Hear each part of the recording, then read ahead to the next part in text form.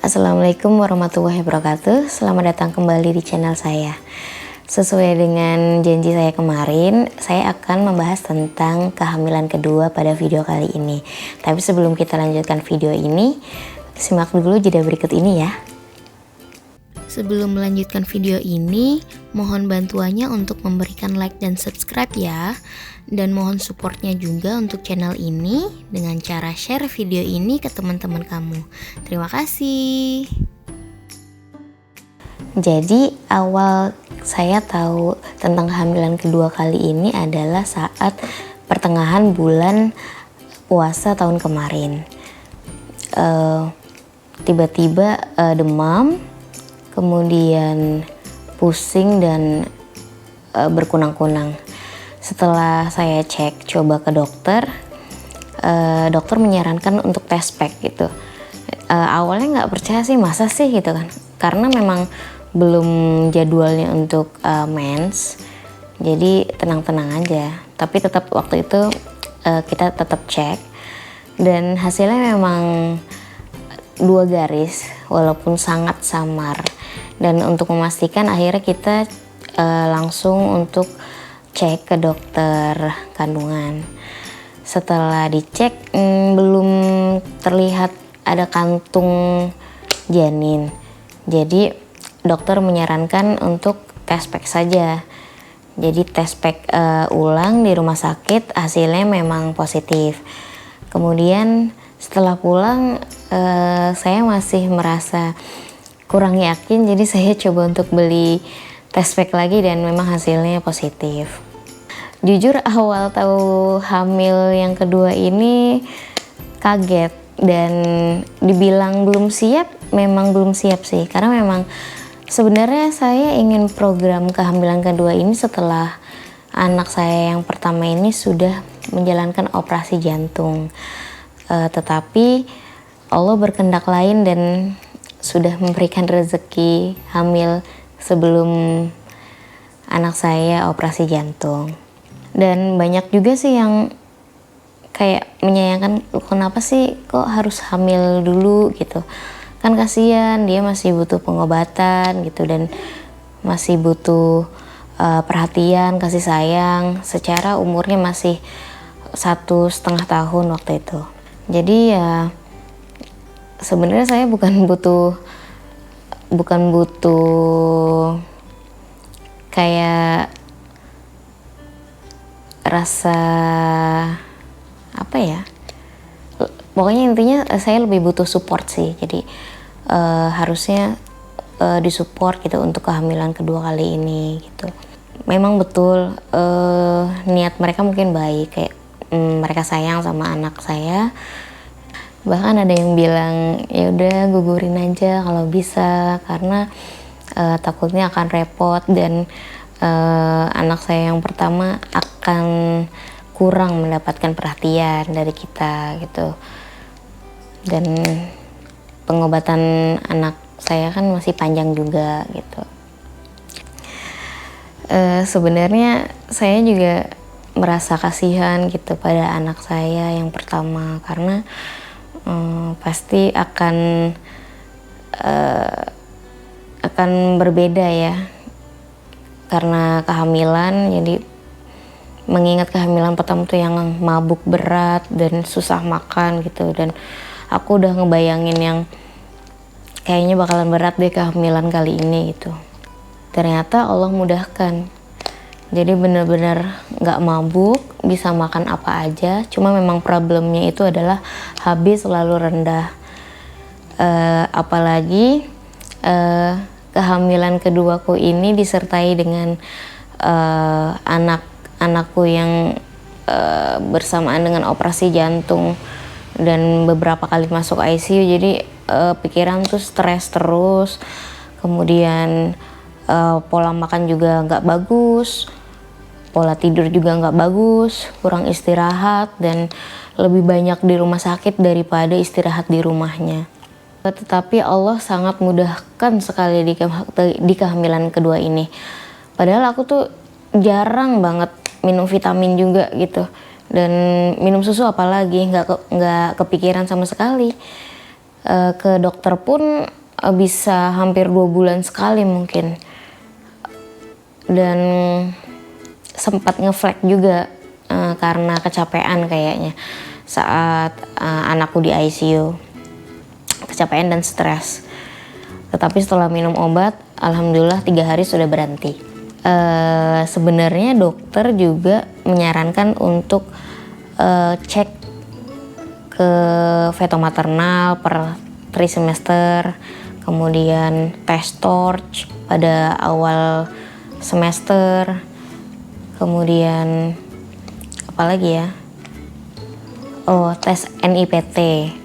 Tes NIPT ini adalah tes kromosom pada janin saat masih di kandungan, dan ini biayanya lumayan mahal karena sampel tes kita ini akan dibawa ke luar negeri, ke Singapura sih terdekat. Jadi nanti kita diambil darahnya dari sini, kemudian sampelnya akan dikirim ke sana. Tetapi saya pikir kayaknya sayang uangnya gitu kalau misalkan untuk tes NIPT ini. Daripada untuk tes itu, mendingan untuk biaya pengobatan anakku gitu. Jadi aku cuma ke feto maternal aja, dan itu pun hanya di trimester ketiga karena benar-benar nggak sempet banget ke feto maternal di trimester pertama dan kedua, karena kebanyakan ya ngurusin anak saya yang pertama di rumah sakit. Kemudian banyak banget ini yang nanya tentang kehamilan kedua ini, baik DM lewat Instagram ataupun lewat WhatsApp. Mereka tuh kayak nanya tentang tipsnya gimana sih di kehamilan kedua ini gitu. Aku tahu pasti banyak banget kekhawatiran gitu untuk orang tua yang pernah memiliki anak Down syndrome sebelumnya, apalagi anak pertama, kemudian mereka pengen hamil lagi, pengen punya anak lagi gitu. Cuman mereka takut gitu, khawatir akan berulang gitu. Aku pun sama gitu, takut dan khawatir gitu akan terulang lagi gitu. Tapi saya dan suami sudah mantap lah gitu. Bismillah aja lah, apapun yang Allah kasih kita akan terima. Kalaupun Allah kasih anak yang sama seperti anakku yang pertama, kita akan terima dengan ikhlas. Tetapi jika Allah kasih anak yang sehat, yang normal, alhamdulillah. Dan alhamdulillahnya setelah lahir anakku sehat, anakku normal. Surprise banget sih. Jadi saat saya melahirkan, hampir 14 jam saya baru ketemu anakku karena keadaan HB-ku yang rendah, jadi butuh observasi yang lumayan lama. Dan selama itu pun aku tuh deg-degan banget. Walaupun dokter sudah bilang anaknya sehat, anaknya normal, tapi aku belum melihat gitu. Jadi belum tenang. Tetapi setelah melihat, alhamdulillah anakku sehat. Jadi kalau ada yang nanya tentang tipsnya, sebenarnya tidak ada tips. Karena memang dokter kandunganku sendiri pernah bilang, untuk kelainan kromosom sendiri tidak bisa dicegah. Walaupun dengan minum vitamin teratur, dengan minum susu teratur, dengan pola hidup yang baik gitu. Karena yang namanya kelainan kromosom itu spontan gitu terjadinya. Walaupun kita tes torch gitu, tidak menjamin. Jadi ya tidak ada tips khusus. Jadi gimana Allah kasihnya ke kita. Jadi untuk ibu-ibu di luar sana yang sudah pernah memiliki anak Down syndrome ataupun anak berkebutuhan khusus lainnya, gak usah takut, gak usah khawatir kalau mau hamil lagi, kalau mau punya anak lagi. Percaya sama Allah bahwa apapun yang diberikan oleh Allah itu adalah yang terbaik untuk kita. menurut dokter pun, kalau misalkan kita memiliki anak berkebutuhan khusus itu lebih baik kita memiliki anak selanjutnya itu beda umurnya tidak terlalu jauh, karena adiknya nanti itu akan mempermudah kakaknya untuk berkembang. Jadi adiknya ini akan menjadi stimulan bagi si kakaknya agar perkembangannya itu lebih bagus.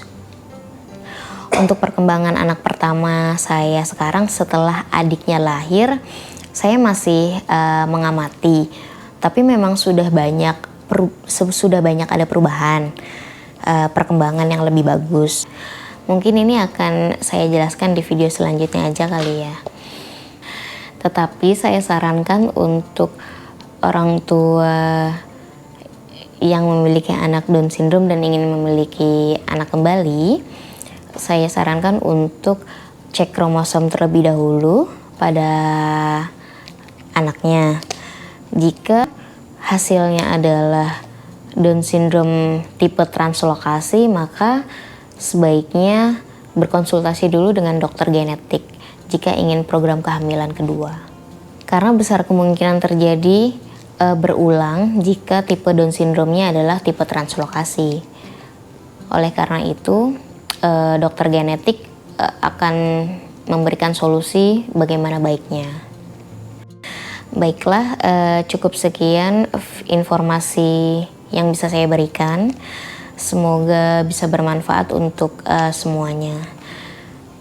Tetap sehat, tetap semangat. Untuk ibu-ibu di luar sana, kalian adalah orang yang hebat dan terpilih. Assalamualaikum warahmatullahi wabarakatuh.